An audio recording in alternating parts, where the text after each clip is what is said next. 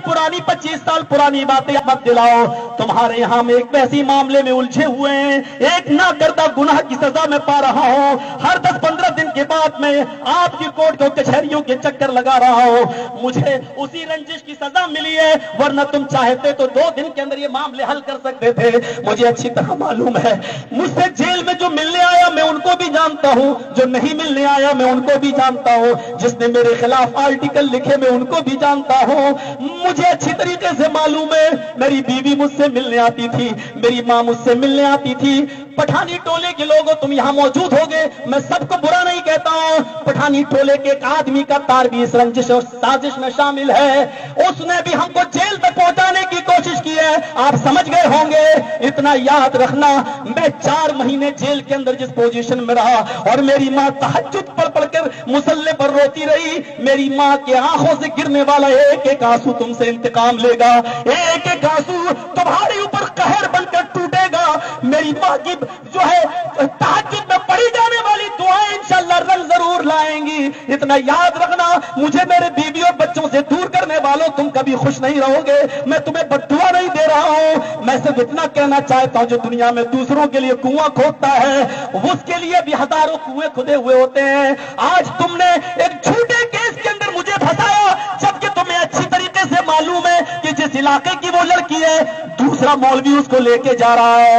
यही टाटा सोमो पर वो बुक होती है और यहाँ के 4 व्हीलर पर बैठ कर दूसरे मौलवी के साथ इटावा जाती है। 4 दिन वो इटावा में दूसरे मौलवी के साथ रहती है, 4 दिन तक वहां रहती है और एक बार नहीं 4 बार वो लड़की इटावा के अंदर जाती है और उसी मौलवी के घर रुकती है। मेरे भाइयों, इतना याद रखना, इतनी सफाई मुझे जरूर कहना थी। मैं आपको अपना कल्चर बता देना चाहता हूँ और ये तहजीब बता देना चाहता हूँ कि मामला दूसरों के साथ हो, लेकिन किस तरीके से मुझे उलझाया गया है, इंशाअल्लाह उसकी अदालत में देर जरूर है लेकिन अंधेर नहीं।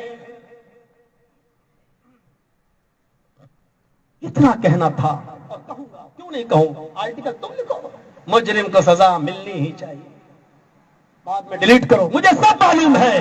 लेकिन चलिए मेरे प्यारे साथियों, इतनी सी बात कहकर अब हम बात को आगे बढ़ाते हैं। मुझे बताओ किस बात पर रंजिश है तुम्हारी? अल्लाह के नबी सल्लल्लाहु अलैहि वसल्लम तो काफिरों से भी सुलह कर रहे हैं, हम काफिर तो नहीं हैं, हम मुशरिक तो नहीं हैं।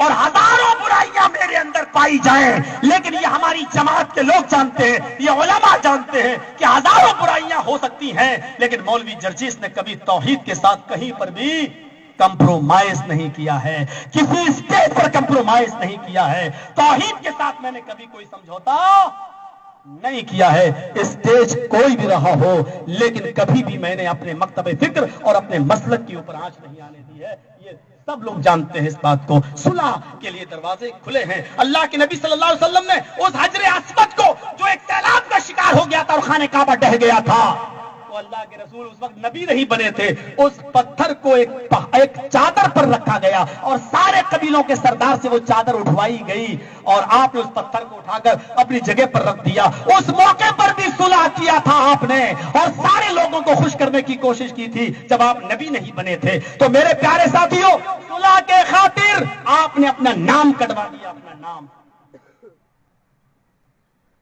ये सीखो, मोहम्मद रसूलुल्लाह से बढ़कर तो कोई नहीं हो सकता है। उस्वा, नमूना पूरी जिंदगी में। आइए, अबू जुंदल को भी वापस कर रहे हैं।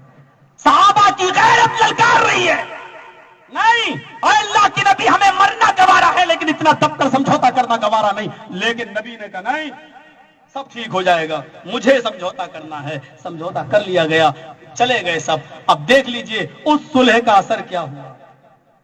देख लीजिए, वक्ती तौर पर थोड़ी सी हार थी हमारी, लेकिन उस सुलह का असर यह हुआ कि पूरा मक्का कुछ ही दिनों के अंदर मोहम्मद रसूलुल्लाह के ज़ेर इक़्तिदार आ गया।